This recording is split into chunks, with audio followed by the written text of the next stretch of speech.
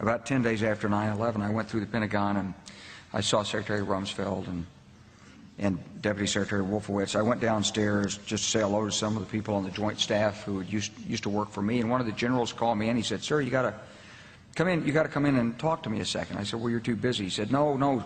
He says, "We've made the decision. We're going to war with Iraq." This was on or about the 20th of September. I said, "We're going to war with Iraq. Why?" He said, "I don't know." He said, "I guess they don't know what else to do." So I said, "Well, did they find some information connecting Saddam to Al-Qaeda?" He said, No. He says, "There's nothing new that way. They've just made the decision to go to war with Iraq." He said, "I guess it's like we don't know what to do about terrorists, but we've got a good military and we can take down governments." And he said, "I guess if the only tool you have is a hammer, every problem has to look like a nail."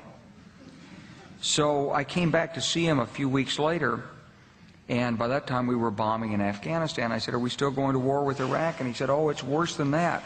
He said, he reached over on his desk, he picked up a piece of paper, and he said, I just got this down from upstairs," meaning the Secretary of Defense's office today, and he said, "This is a memo that describes how we're going to take out 7 countries in 5 years, starting with Iraq and then Syria, Lebanon, Libya, Somalia, Sudan, and finishing off Iran." The truth is about the Middle East is, had there been no oil there, it would be like Africa. Nobody is threatening to intervene in Africa.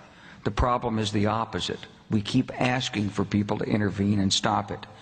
And there's no question that the presence of petroleum throughout the region has sparked great power involvement. Whether that was the specific motivation for the coup or not, I can't tell you, but there's always been this attitude that somehow we could intervene and use force in the region.